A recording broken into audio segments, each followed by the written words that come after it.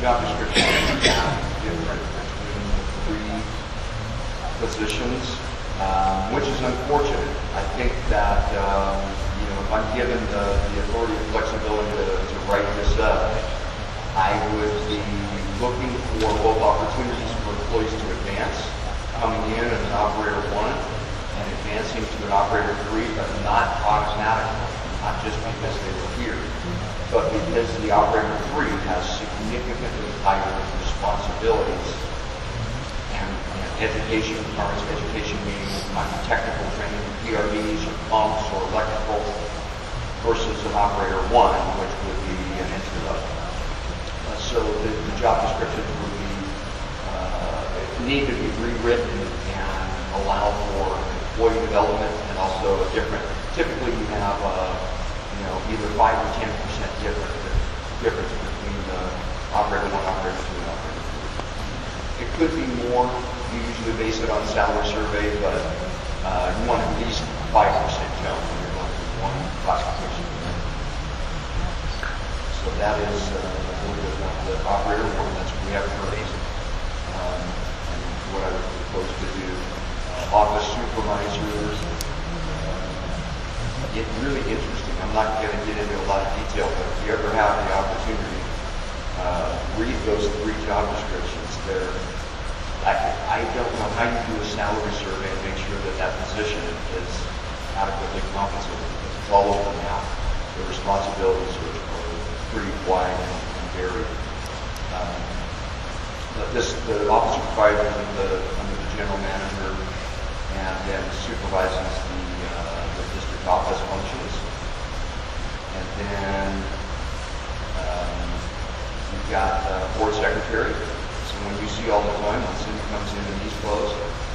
But that is the specific function is in law about what the board secretary's responsibility is. And Cindy does the record keeping and all that. There's I don't mean to be mentioning people back off to the secretary position.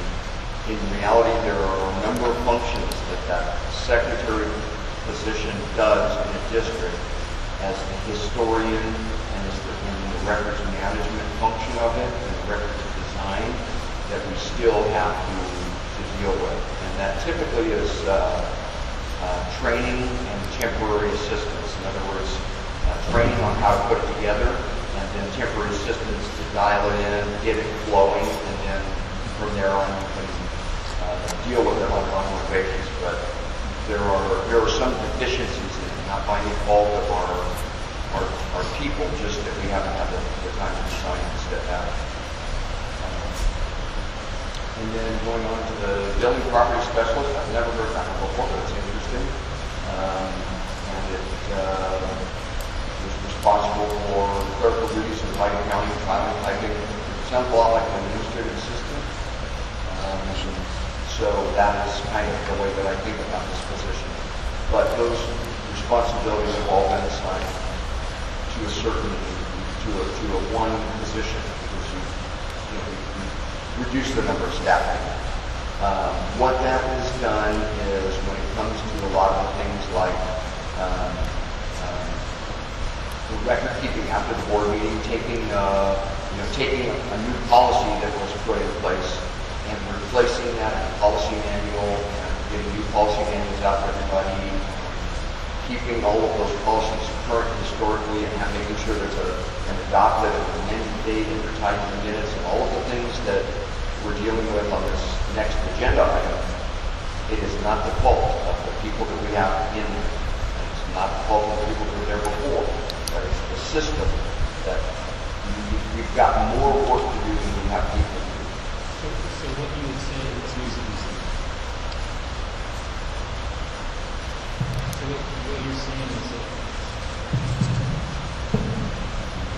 so what you're saying is that you're not asking for more people, you're just asking for the revamping and rewriting the job description.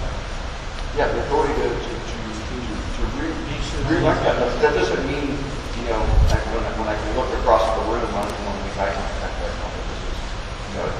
It could be a sensitive issue, and some people think you're going to just rewrite their daily role. That's not the case.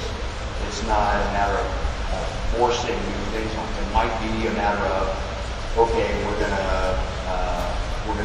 have the temporary person work a few more hours focused on this to get this dialed in. Maybe I'm going to jump in here. I'm going to assign Shalice to jump in here for a little bit, help out, dial something in, and make it where it's automatic. But I would then assign that responsibility to the revised job description, just so that it's very clear.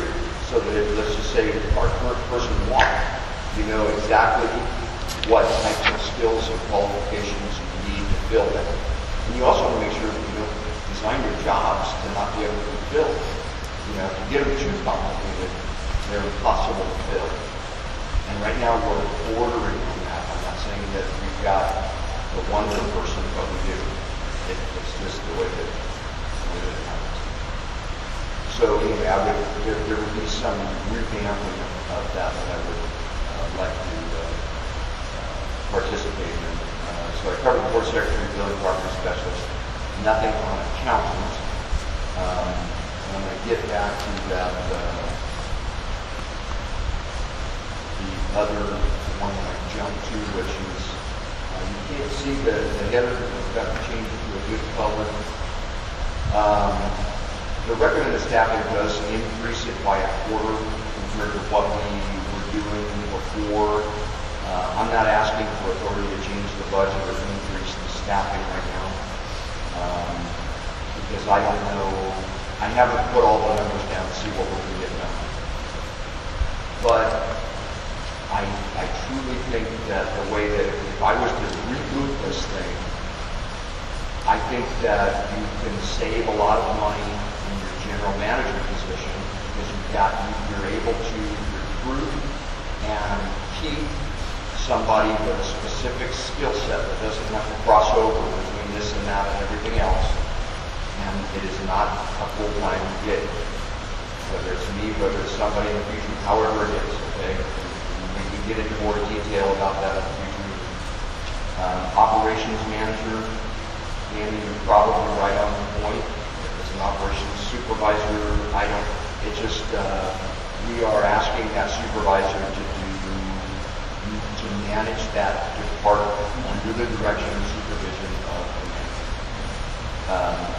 But right now, in reality, I feel like we're supervising all of that side of the equation, all the way down to the operators, which is cumbersome.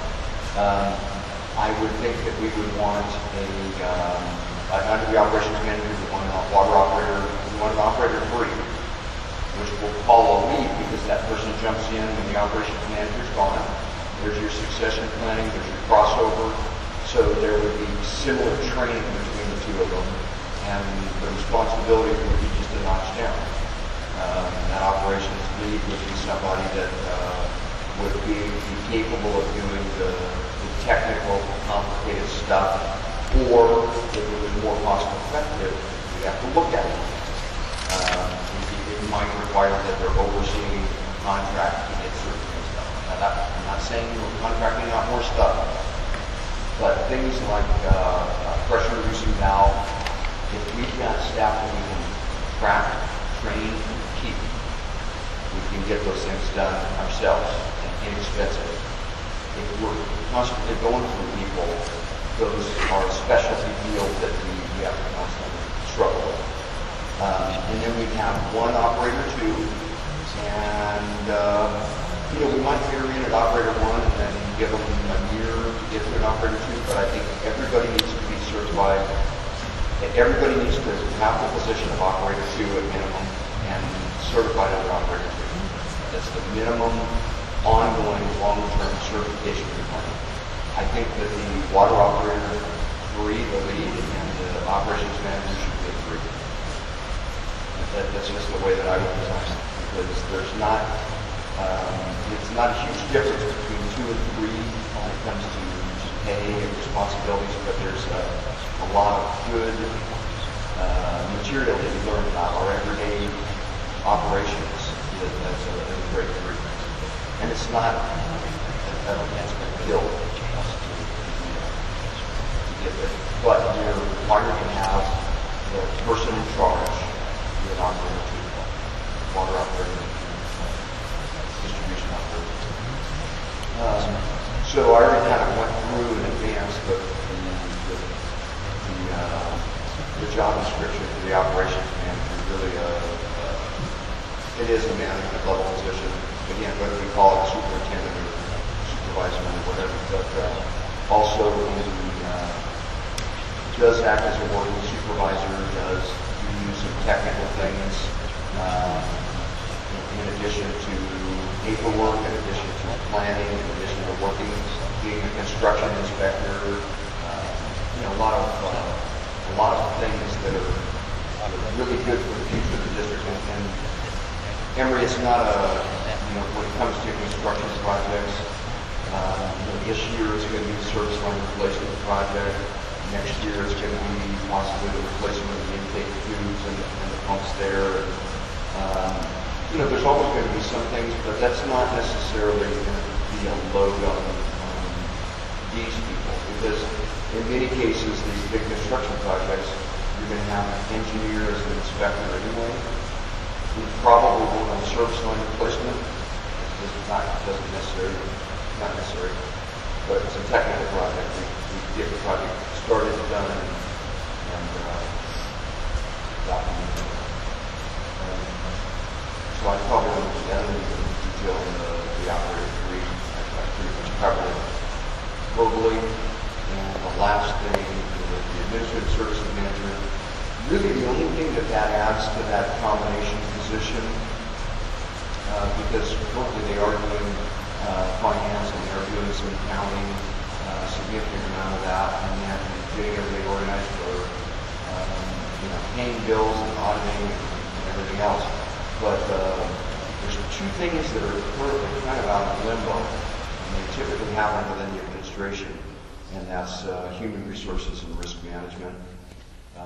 Those things are not, they're just kind of, we're dealing with them as we go along, but we don't have much of a proactive human resources program. We kind of look to each other, who's going to handle what.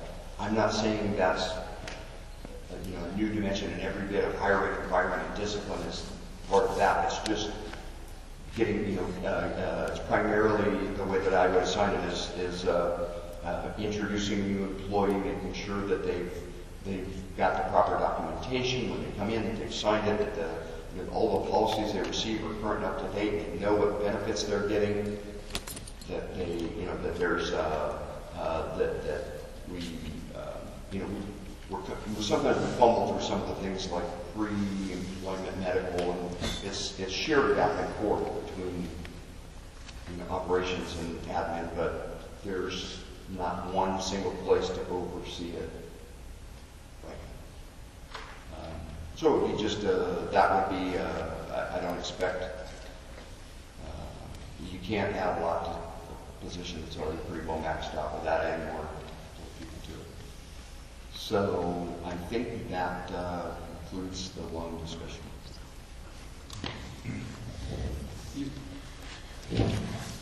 You're going to prepare some documents for us to approve at a later time. Let's take a couple months. What's the time frame on this? Repeat your question so everybody can hear. So you'll be preparing documents for us to consider a future date. It's going to be a few months, or what's the time frame?